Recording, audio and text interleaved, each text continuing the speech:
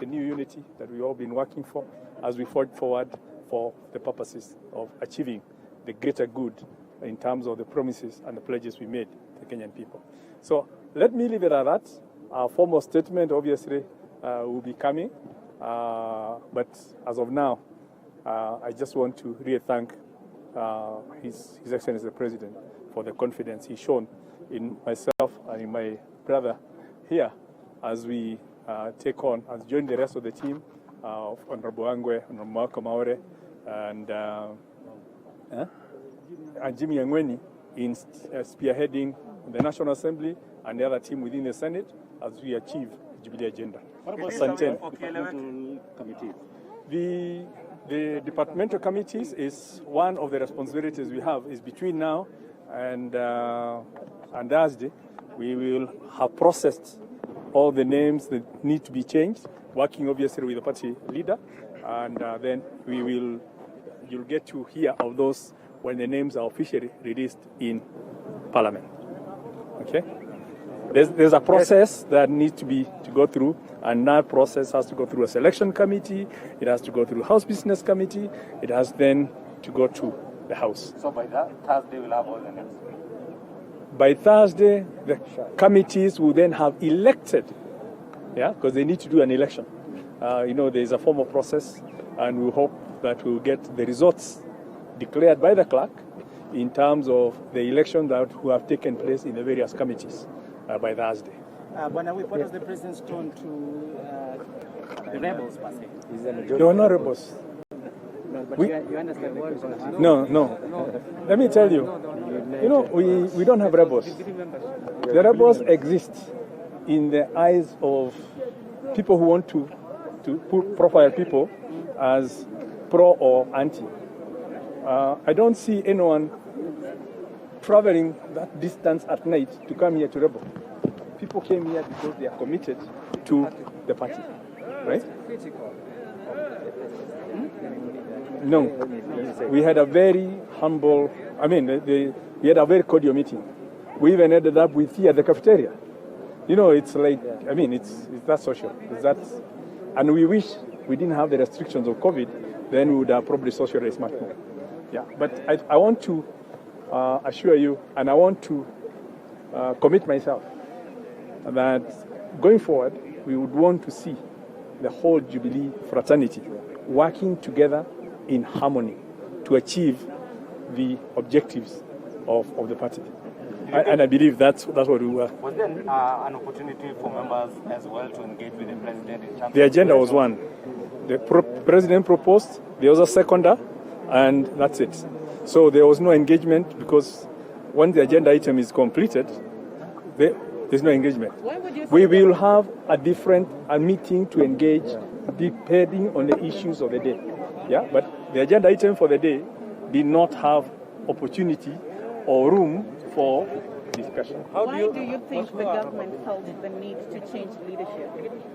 Not the government. It's not the government we are talking of a party. Yeah, why did the party feel the need? The party changed because the members felt there was need for a change. Yeah. I think let me because I think you're fast. Let me also join my colleague in thanking His Excellency the President and the party leadership for showing confidence in us, my colleague here.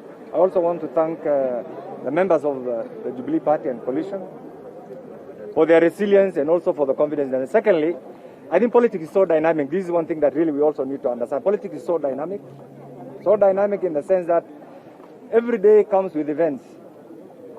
So as the Jubilee family, the Jubilee and the Coalition Party family, ours is to make sure the Jubilee agenda succeeds. And that is what exactly the President actually has told the members. So mine is to say thank you. I know we have a very able team. Amos Kimunya has served in different capacities. He has been Minister for Finance, he has been Minister for Transport, Minister for Land, Minister for Trade. And I've had one time the privilege of being the only backbencher in the House Business Committee, actually, where he was the government leader.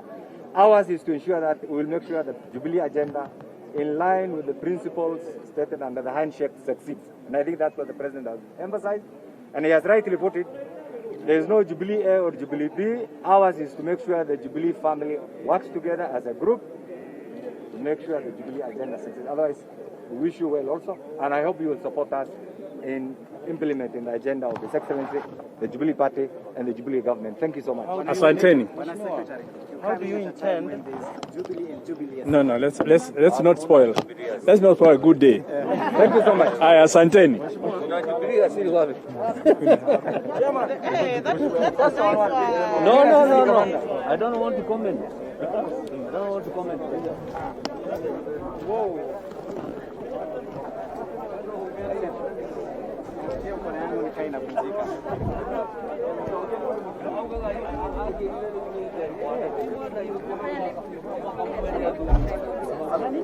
Enda weke.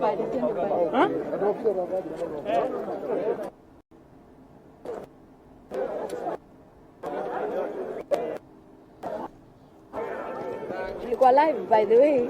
So na bila shaka mtazamaji, hizo ni picha za moja kwa moja kutoka katika jumba la KICC, na habari za hivi sasa ni kwamba kiongozi wa wengi katika bunge la kitaifa Aden Duale amebanduliwa na nafasi yake kuchukuliwa na Amos Kimunya ambaye ni mbunge wa Kipipiri. Kumbuka hizi ni habari za sasa ambazo tumepokea katika chumba cha habari baada ya mkutano kufanyika katika jumba la KICC. Mkutano wenyewe ulikuwa, Rais Uhuru Kenyatta alikuwa ameitisha mkutano na wabunge wa chama cha Jubilee, na hizi ni habari ambazo tumepokea kwa sasa, ambapo kiongozi wa wengi katika bunge la kitaifa Aden Duale amebanduliwa na nafasi yake kuchukuliwa na Amos Kimunya ambaye ni mbunge wa Kipipiri. Kumbuka hizi ni picha za moja kwa moja kutoka katika jumba la KICC, ambapo kiongozi wa wengi katika bunge la kitaifa Aden Duale amebanduliwa na nafasi yake kuchukuliwa na Amos Kimunya ambaye ni mbunge wa Kipipiri.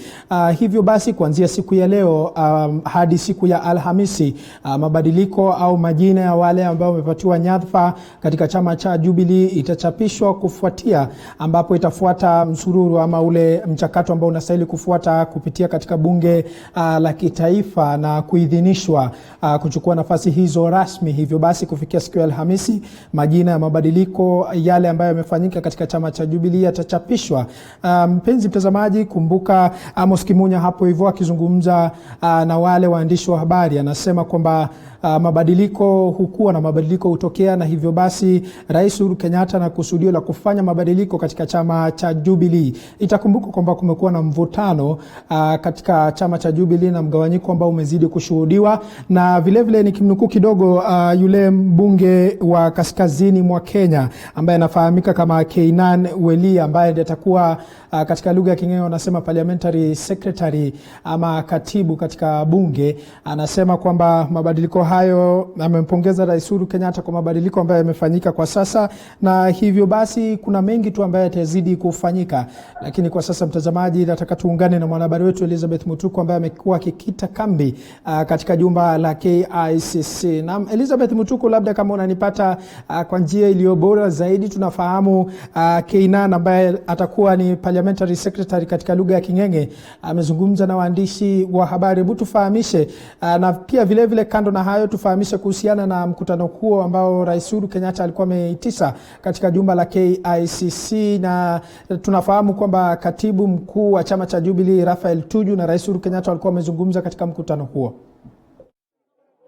Na bila shaka Kirubi na kupata vyema kutoka upande huu wa pili ambayo ni KICC, na bila shaka mkutano wa Jubilee, wabunge wa Jubilee umekamilika na mabadiliko ambayo umeona hapo, kiongozi wa wengi ambaye amekuwa ni Aden Duale akitemwa na nafasi yake kuchukuliwa na Amos Kimunya, na vile vile nafasi ambayo Kimunya alikuwa ameshikilia ilikuwa ni ile nafasi ya katibu katika chama cha Jubilee pale bungeni, ambalo hilo linabadilika kikamilifu. Sasa hiyo nafasi ikimwendea Aden Keinan, na sasa wakiahidi kufanya kazi kwa pamoja na uongozi uliochaguliwa katika mkutano uliokuwa katika ikulu ya rais kuhakikisha kwamba wanaendeleza ajenda yake Rais Uhuru Kenyatta. Na bila shaka hiyo siku ya Alhamisi ndo kuhusiana na kulingana na hawa watakuwa wakiweka zile kamati na kuchaguana katika kamati mbalimbali, ikizingatiwa wabunge 16 waliondolewa katika nafasi hizo kwa kile ambacho kilionekana kama ukaidi, na vile vile kuegemea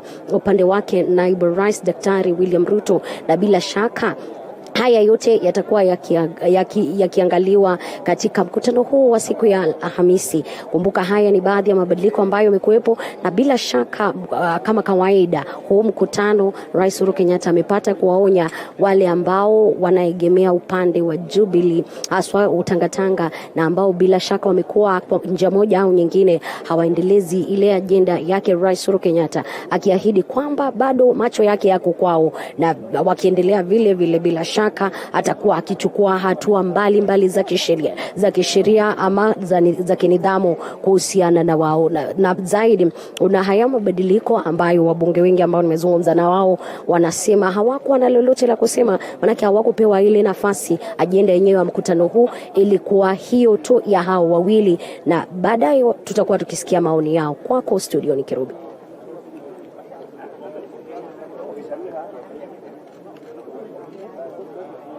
Uondoke. Tunafahamu kwamba David Murathe ambaye ni naibu mwenyekiti katika chama cha Jubilee alikuwa amesema kwamba huenda akawachukulia hatua kali wale ambao watakosa kuhudhuria mkutano huo. Labda ni wabunge wapi ambao wanafahamika ama wana usemi mkubwa sana katika chama cha Jubilee, aswa wanaogemea mrengo wa tangatanga, ambao hawajafika katika mkutano huo? Wao wale wabunge ambao wanaegemea upande wake naibu rais Daktari William Ruto maarufu kama tangatanga walikuwa wamesema hiyo jana usiku kwamba hawatahudhuria mkutano huu, lakini tofauti na hiyo, hii leo tumeona wakimiminika kuanzia Moses Kuria, wale wengine ambao ni akina Kositani, hao wote tumewaona katika mkutano huu, kinyume na ilivyokuwa ni wachache tu ambao kutoka upande wa tangatanga ambao hawajafika katika mkutano huu. Na bila shaka David Murathe mwenyewe sijamuona katika mkutano huu, na hivyo basi huenda baadaye kutakuwepo na hatua ambazo zitachukuliwa, lakini Amos Kimunya ambaye kwa sasa ni kiongozi mpya wa wengi hajalizungumzia hilo, ni hatua zipi ambazo zitakuwa zikichukuliwa kuhusiana na wale ambao hawajafika katika mkutano huu.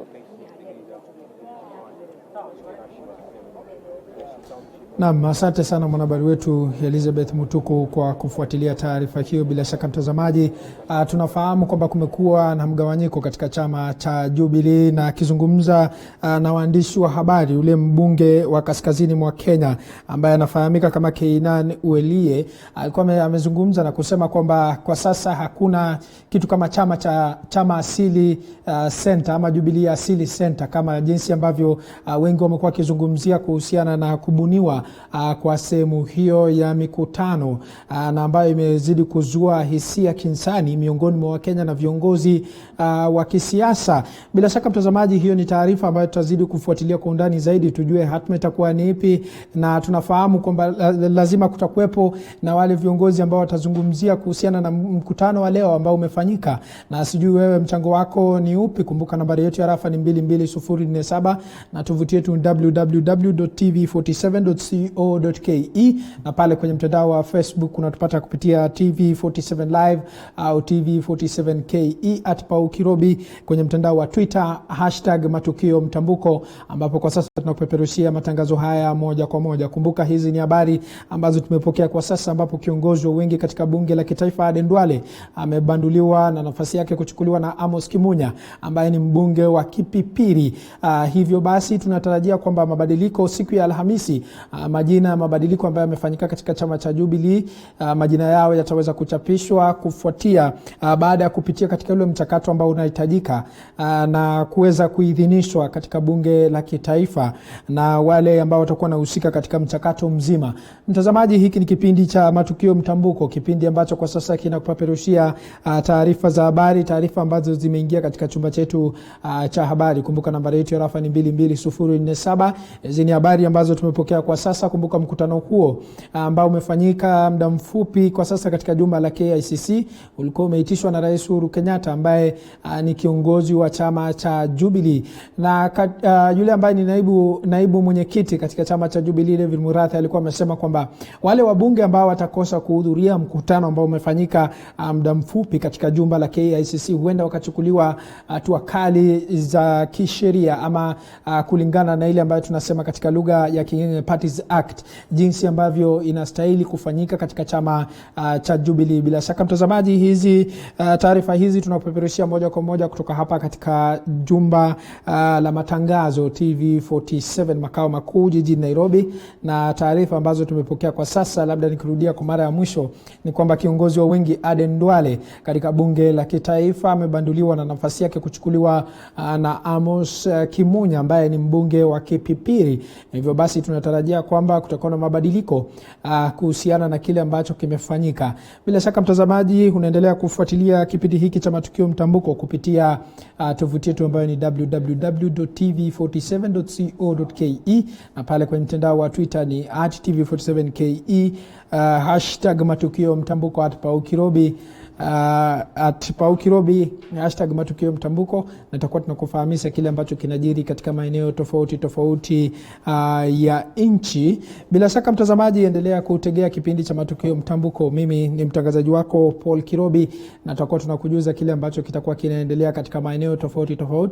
Taarifa hiyo ambayo tumepokea kwa sasa ni kwamba kumekuwa na mabadiliko katika chama cha Jubilee, na Rais Uhuru Kenyatta ndiye alikuwa ameitisha mkutano huo kufanyika katika jumba la KICC. Bila shaka mtazamaji, tunaendelea na taarifa nyinginezo ambazo zipo katika chumba chetu cha habari. Kwanza kabisa tukiangazia swala la usalama kaskazini mashariki, ni kwamba kamishna ukanda wa kaskazini mashariki Nicodemus Ndala amewashinikiza wakazi kuwa macho na kutoa ripoti kuhusu shughuli za wanamgambo wa Al-Shabaab katika maeneo hayo.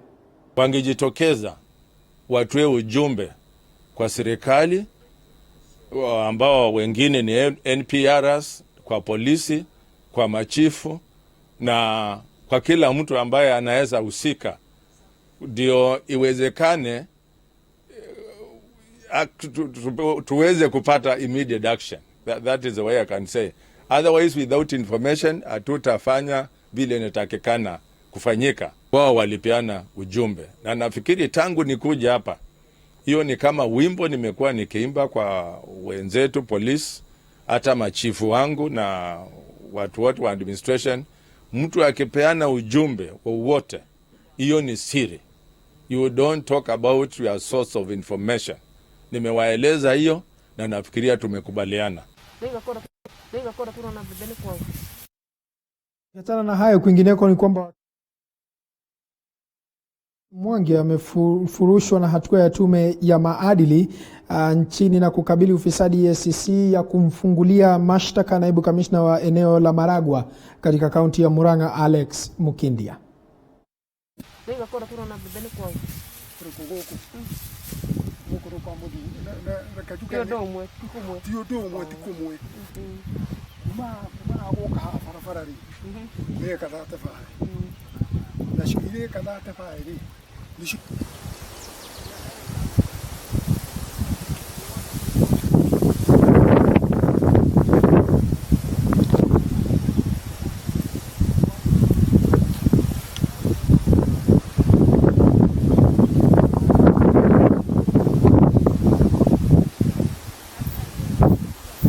Mimi mwenyewe nikamwelezea kwamba kuna changaa inauzwa pahali. Yeye mwenyewe alikuja akanieleza kama nitaenda kuzungumza hiyo maneno mara nyingine, atatafuta watu waje waseme ya kwamba mimi mmoja wa kupika changaa. Na hii ni tabia ambayo imeendelea hapa na watu wamewekwa baridi. Na bila shaka mtazamaji, tunashangazwa na taifa la Kenya kuhusiana na hili swala, jinsi ambavyo taifa linavyoendeshwa. Ni siasa au ni kukabiliana na janga la corona? Kumbuka ni takriban siku 100 tangu virusi vya corona kuripotiwa hapa nchini. Maisha ya wengi yamebadilika, wengine kupoteza ajira, kukosa namna ya kujikimu, na hata hali ya kawaida kubadilika. Na ingawa kuna idadi kubwa ya Wakenya walio na shaka kuhusu maambukizi ya corona nchini, idadi walioambukiza kufikia sasa ni zaidi ya watu 4,000. Lakini je, siku 100 baadaye hali imekuwa vipi kwa Wakenya? I want to inform you that the Ministry of Health has confirmed the first coronavirus case in Kenya. Tarehe 13 Machi mwaka wa 2020, jinamizi la virusi vya korona vikaripotiwa nchini. Wananchi wasijue janga hili lingalikuwa donda sugu. Siku 100 baadaye, makali ya virusi hivyo yangali yanakata mbele na nyuma kama msumeno. Nikikaa hivi wakati mwingine nikitembea, maybe tu niitiwe chakula na jirani. Sijui lile deni nitalipa vipi kwa sababu napata kwamba ni miezi 3. Mimi sasa ilinipata kama niko na loan, Branch International, they have been asking for this loan but I'm not in a position to pay it. Kulingana na utafiti wa Infotrack, 63% ya Wakenya hawana uwezo wa kulipa kodi ya nyumba kwa wakati ufao, huku 72% wakiwa hawana uwezo wa kulipa kodi kabisa. 54% ya wananchi wanasema mishahara yao imepunguzwa kwa kiasi kikubwa. Wakati huo huo, utafiti wa Infotrack umeonyesha kuwa 87% ya Wakenya wanasema kuwa gharama ya chakula imeenda juu. 79% wakiwa hawana uwezo wa kutuma fedha kwa familia zao mashinani, 75% wakiwa hawana uwezo wa kulipa madeni yao, huku 67% wakiwa hawana uwezo wa kununua hata dawa. Runinga ya TV47 kadhalika ilitembea kwenye mitaa kubaini usemi wa wananchi kuhusu virusi hivyo. Kuna baadhi ya wanaoamini kwamba virusi vipo, ila kuna wengine ambao kamwe hawaamini. Amini corona iko. Juu kila siku tunasikia kwa news wagonjwa wa corona wanaongezeka, kuna wenye wanakufa. Hakika hii ugonjwa wa corona hakika ni iko, kusema kweli, si ati ya kupuuza ama nini. Ni lazima wewe mwenyewe ujichunge na hii ugonjwa. Kutoka tuanze kutembea hapa Nairobi, isipokuwa hata ukienda Kawangware, waliposema wamefika idadi sahi karibu 200-300, hakuna puloto unaweza enda hata moja upate usikie mgonjwa yuko hapa hata mmoja. Sasa inafanya wananchi wanakuwa na shaka.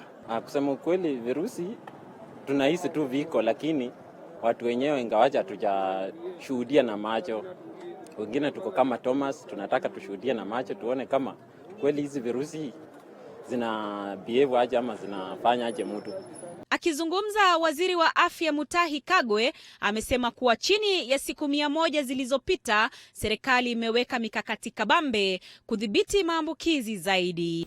At the same time, we have built capacity and self-sufficiency in manufacturing of PPEs as part of our COVID-19 response. We have factories now producing PPEs in Kenya, and our capacity to manufacture and supply hand sanitizers has surprised many. Fellow Kenyans, I'm sure that you have also noticed the significant increase in testing capacity. We have pursued and continue to do so numerous channels to ensure that the coming weeks the capacity is bolstered even more. Kadhalika, Kagwe amewaomba Wakenya kuzidi kuwa waangalifu zaidi. And on this 100th day, even as you enjoy that special meal, you know which one, the 1 sausage and 2 beers, let us protect our loved ones by thinking of ourselves as watu wa corona. Because as I've stated before, I can get it, you can get it. Get it? Kufikia sasa, takriban kaunti 40 zimeripoti visa vya maambukizi, idadi ya walioambukizwa virusi hivyo ikifikia watu 4738. Naam, tukiachana na hayo, kwingineko ni kwamba ulimwengu uliadhimisha siku ya kina baba maarufu kama Father's Day, wengi wakisherehekea wazazi wao wa kiume kwa njia tofauti hapa nchini na ulimwenguni. Lakini je, maisha wanasiasa nyumbani kwao na hasa watoto wao huwa vipi? Elizabeth Mutoko alizungumza na mbunge wa Budalangi Raphael Wanjala na kuandaa taarifa ifuatayo. As the leaders of Busia county and members of parliament from that county. Kwa siku ya kawaida utampata katika bunge la kitaifa akiendeleza shughuli za kawaida, la sivyo utampata katika masuala ya siasa au maendeleo. Lakini wakwetu husema vitu kwa ground ni different, kwani akifika nyumbani anajitika jukumu la baba. Mbunge wa Budalangi Raphael Wanjala anafahamika kwa kushabikia ndoa za mitaala, kwani kulingana naye amelelewa kwa familia hiyo wala hajaona shida yoyote, pia akichukua mkondo huo katika ndoa, na wakati huo akihimiza wanasiasa kutenga muda wa familia. I like to normally when I'm in Nairobi, of course most of the time watoto wangu wako Nairobi. So nikiwa Nairobi normally weekends sitoki. Nakaa tu nyumbani na family. Nikitoka nitatoka kama 6. Ndio naweza join friends, lakini mchana sitoki, nakaa nao, tunaongea, tunakula lunch pamoja. Wanjala akisema kuwa licha ya changamoto za maisha, anajivunia zaidi familia yake iliyonawiri na zaidi watoto wake kufanikiwa kupitia ulezi wake. If there is something I've always appreciated is to have made that decision. Yeah. Because sasa nikienda nyumbani bibi yako, nikirudi Nairobi bibi yako. Yes, and it makes me go home all the time. Aidha, anasisitiza msamaha ndio dawa katika maisha ya kila siku ndani ya familia. Kitu ilifanyika jana na wewe bado unaanza tu kuikumbukanga kila siku, hata kitu kingine kifanyika unasema na ile ulifanya, ile imepita. Forget about it. Sasa wewe deal na issue ile iko saa hiyo. Na kuna watu wengine hata mlikosana last year, anaanza tu kitu kidogo ikifanyika anaanza kuleta last year. Anaanza kusema vile ulifanya. Sasa mnaanza kufanya kesi ya last year. Kitambo mmaliza last year mmefika kwa ya katikati ya mwaka huu. Hivyo. So there will be no peace. Kwa sababu mnakuwa na lot. Lakini kitu ile inafanyika ndio unadili na inaisha namna hivyo. Hata hivyo, anawaonya vijana wanasiasa dhidi ya kukabili ufanisi wa mapema ambao umekuwa changamoto kwa wengi. Early successes zinasumbua sana kwa watu wengi.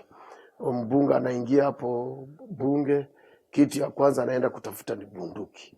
Na anatafuta bunduki na anajua yeye bado kijana, anataka kwenda kwa bar, anataka kutembea na wasichana, watanyang'anyana, mwisho anaanza kulimana marisasi. So they must know how to manage early success by avoiding some of things like guns around you. With my grandson. Mheshimiwa Wanjala ni mojawapo ya wabunge na viongozi ambao familia zao zimenawiri, na ndio maana siku hii tunawasherehekea. Elizabeth Mutuko, TV47 Nairobi. Bila shaka almaarufu inafahamika kama Father's Day. Wewe sijui ni baba yako unamsherehekea namna gani? Tukiachana na hayo, kwingineko ni kwamba wakazi wa kijiji cha Nambami eneo bunge la Webuye walipigwa na butwaa baada ya kugundua kuwa waliokusudia kuzika au mwili waliokusudia kuzika haukuwa mwenda zake, waliodhani walikuwa wakizika. Hali hiyo iligunduliwa baada ya ibada ya mazishi kukamilika. Baada ya ibada kukamilika kwa wakati na ikawa ni muda wa msafara wa kuelekea kuzika mwili wa marehemu mstaafu Judith wa Mamuli, kama kawaida mwili uliangaliliwa ili kuhakikisha iwapo uko katika nafasi bora, lakini la kushangaza ni kuwa iligunduliwa kuwa mwili haukuwa wa mwenda zake, swala lililozua mabishano. Baadaye ikagunduliwa kuwa mwili ulikuwa mtu mwingine, kama anavyotusimulia Kasili Wepundi. Anadai kuwa jamii za pande zote mbili hazikuhusishwa wakati wa kutoa mwili katika hifadhi ya wafu ya hospitali ya Kimisheni ya Lugulu. Jambo ambalo limetuhusunisha hapa ni kwamba wakati ibada imemalizika, tunataka kuenda kumzika madam, imegunduliwa kwamba mwili ambao tunaenda kuzika sio wa madam. Ni jukumu la familia. Ni jukumu la familia kuenda kuhakikisha ya kwamba mwili ambao unatolewa mochari ni mwili wao ambao walipeleka wenyewe. Mchungaji wa kanisa la Marafiki Moses Maratani alisema kwamba walimaliza ibada kabla ya kugundua kuwa mwili ulikuwa tofauti, na kutaka familia kuwa makini na kushirikiana na wahudumu wa hifadhi ya hospitali husika. Tumeona ni mshangao kubwa sana kuona yaani watu ya Mungu wamemaliza kazi yao, tunaenda kubeba sasa tupeleka kwa shimo, tunagundua sio mwili. Kama ingelala hapa for 2 days, watu wangeangalia mwili alafu wajue. Lakini sasa hii masharti ni kali. Na unajua corona nayo ni kali pia. Kama inaweza kuingia mpaka kwa State House, you don't joke. Suala hilo liliwashangaza wakazi wa eneo hilo, wakiwemo viongozi wa chama cha kutetea maslahi ya walimu, huku wakinyoshea kidole cha lawama familia na pia masharti mapya ya Wizara ya Afya kwa kuchangia mchanganyiko huo. Sio mara ya kwanza. Tunataka kuchukua fursa hii kulaumu hospitali ya Lugulu Mission Hospital. Huu ni mwili wa 3 wakiwa wanapeana mwili ambao sio wa familia ambazo zinaenda kuzika. Mtu akikufa, chukua hii uko yote, mweke pamoja na mkae chini muelewane. Msiwache tu kuelewana ikuwe vile imekuwa hivi. Hiyo kitu ndiyo imenishangaa. Hata hivyo, mwili wa mwenda zake uliletwa na kuzikwa, huku mwili huo mwingine uliokuwepo ukichukuliwa. Wanji Sostin, TV47, Bungoma.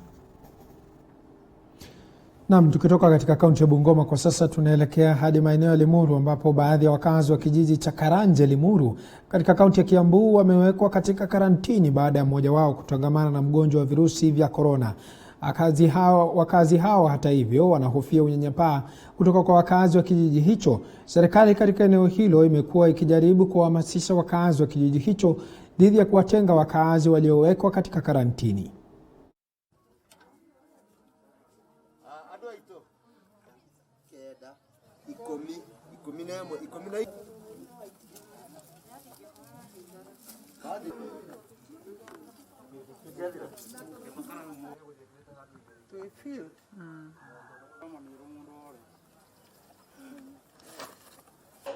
Iko mtu ambaye alifanywa contact tracing, ikaonekana iko mtu alikuwa ameguzana na mtu ambaye ako na corona, na walipofuatilia walifika mpaka mahali hapa, na serikali ya health ikachukua huyo mtu akaenda naye. Nasi tukasema tukiwa serikali lazima tuhakikishe hawa watu wamekaa ndani na walipimwa siku hiyo, na tunangojea ripoti yao ikuje kama Jumanne wiki ijayo. Na wasihi ni mafuredi wetu, hao watu ni marafiki wetu.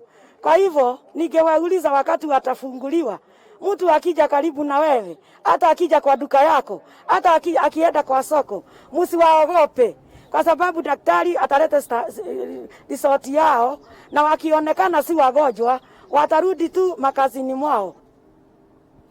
Naam, tukiachana hayo, kwingineko ni kwamba shughuli za usafiri zilitatizwa katika vijiji vya Ngorongo na Kamwengo, Gatundu Kaskazini kwa muda wa miezi miwili sasa. Hii ni baada ya mafuriko ya mto Karimu kubomoa sehemu ya daraja hii inayounganisha maeneo hayo. Weru Mwangi na taarifa hiyo kwa kina. Ni wenyeji wa maeneo ya Kamwangi na Ngorongo, Gatundu Kaskazini wakikarabati sehemu ya daraja iliyobomolewa na mafuriko ya mto Karimeno miezi miwili iliyopita. Wenyeji wakichukua hatua ya kuchanga pesa na kununua mawe na vitu vingine vya kufanya ukarabati huu kwa kile wamesema ni kukwama kwa shughuli za uchukuzi na biashara, kwani daraja hili linaunganisha kaunti ya Kiambu na ile ya Murang'a. The long rains destroyed our roads. That's about April. The government is aware, it is in the know. They did not actually come to our rescue in time. So we have mobilized ourselves as a community and decided to rescue ourselves from the collapsing trade. Wenyeji wakisimulia jinsi walivyokuwa wanazunguka mwendo mrefu kufika sokoni na kwenda kupata huduma za matibabu. Daraja ilipo katika tumekuwa na shida sana, kwa sababu kila kitu tukitaka kufanya hapa tulikuwa tunashindwa na kupitia hapa. Mtu kama anavuka kwenda kwanza igania mahali iko hospitali, tunavukia hii barabara. Kwanza sasa mtu akiitwa usiku apeleka mgonjwa hospitali, hawezi akaitika, mtapita njia gani na hii daraja imepomoka. Kego Njenga, licha ya kuwa waziri wa biashara katika kaunti ya Kiambu, hata hivyo amesema wakati umefika wananchi wajifanyie kile wanachoweza badala ya kusubiri serikali na viongozi wa eneo hili wakidai kutotimiza ahadi zao kwa wananchi. Although government has a responsibility to do things for us, we also have a responsibility to transform the way we think and the way we see things and start doing what we can do for ourselves. Kutoka kijiji cha Ngorongo, Gatundu Kaskazini, ni Weru Mwangi na hii ni TV47. Na bila shaka mtazamaji, ndivyo hali ilivyo katika maeneo hayo ya Gatundu Kaskazini. Kumbuka unaendelea kufuatilia taarifa hizi kupitia kwa tovuti yetu ambayo ni www.tv47.co.ke na pale kwenye mtandao wa Twitter ni @tv47ke, #matukio mtambuko, @paukirobi, ambapo tunakufahamisha taarifa ambazo tumepokea katika maeneo tofauti tofauti humu nchini. Huku janga la corona likiendelea kusambaa nchini, maisha ya walemavu wengi yameathirika kutokana na hali ngumu ya maisha. Wengi ambao hutegemea msaada kutoka kwa wasamaria wema wamebaki holela wasijue la kufanya. Hapa ni nyumbani kwa Bwana na Bi Peter Nyakundi. Nyakundi alipoteza kazi yake ya bodaboda baada ya kupata ajali barabarani, na sasa anashughulikiwa na bibi yake ambaye ni mlemavu. Wawili hawa wanasema mambo yamewaendea segemnege, haswa wakati huu wa msambao wa virusi vya corona. Hatuna mtu wa kutusaidia, hata marafiki penye nilikuwa anafanya kazi, hiyo kazi ilifungwa juu ya corona. Wote wako kwa nyumba, hakuna mtu akona kitu anaweza nirushia. Nyakundi ambaye alikuwa chanzo cha lishe nyumbani kwake, sasa anangoja kulishwa, kusijulikane chakula kitatoka wapi. Familia hii nasema leo sio kama jana, maanake kunapokucha shida zao zinazidi kuongezeka. Hamna riziki tena, hivyo kuwa lazimu kuwategemea wasamaria wema ambao sasa wameadimika. Sisi kama marafiki tulijaribu kuwasaidia mahali tunaweza, lakini ikakuwa ngumu kwa sababu pia sisi kazi ambayo tulikuwa tunategemea kwa sababu ya corona haipo tena. Bibi yake Nyakundi amepooza upande mmoja wa mwili, hivyo kutatiza bidii zake za kuitafutia jamii yake lishe. Sai niko na shida, nikaamua kusunguza meloni, nikatembeza, nikasikia nimechoka, mguu mmoja ikafura na mkono. Anadokeza kuwa alikuwa kaanza kuuza tikiti maji, lakini akalemewa. Kwa sasa wanawategemea wasamaria wema kuwasaidia. Mwangi Maina, runinga ya TV47, Nairobi. Na asante sana mwanahabari wetu Mwangi Maina kwa taarifa hiyo. Kwingineko ni kwamba wakazi wa Moisprit katika kaunti ya Uasin Gishu wametishia kufanya maandamano wiki ijayo kufuatia msururu wa visa vya mauaji yanayolenga watoto wa kike katika eneo hilo. Calvin Chitwa anaarifu. Waathiriwa wa mauaji hayo wamejitokeza wakitaka majibu kutoka kwa maafisa wa polisi wanaolaumiwa kuchelewesha uchunguzi. Wa hivi karibuni kupoteza mwanawe ni Lois Mudhoni. Mwanawe Grace Njeri alipatikana ameuawa na mwili wake kukatakatwa. Tukaanza kumtafuta hata chini ya kitanda, tukafikiri labda anaweza kuwa amefanya makosa. Tukamtafuta hata nje, lakini hatukufaulu. Mwingine ni Sharon Sakwa ambaye mwanawe wa miaka 12 alidhulumiwa kimapenzi na kuuawa. Nimemtuma wa soko, nikatafuta usiku yote, nikaenda mpaka nikaripoti kwa station, sikumpata. Asubuhi ndo akanipigia simu, kuna mtoto ametupwa kwa reli huko. Wakati nilienda nikafika hapo, nikaona ni mtoto wangu. Wakazi wanashuku huenda kuna baadhi ya watu wanaoabudu mashetani na wanatekeleza mauaji hayo kama kafara. Na bado inaendelea. Mwingine msichana mdogo ameuawa akiuza mboga, mwingine sasa ndio hii tuko naye hapa, na wanakatakata hawa wasichana wadogo. Na jinsi imesemekana ni wa miaka 8 kuelekea 13 hapa. Hawa watoto wanauawa kwa hii mji. Na bado wanawinda watoto wadogo kama hawa. Tuna watu suspects ambao wanakuja kwa hii mji na wanadanganya watoto wadogo hawa. Na tunaomba wewe muuaji penye huko, hawa wamama wanaweka magoti yao chini.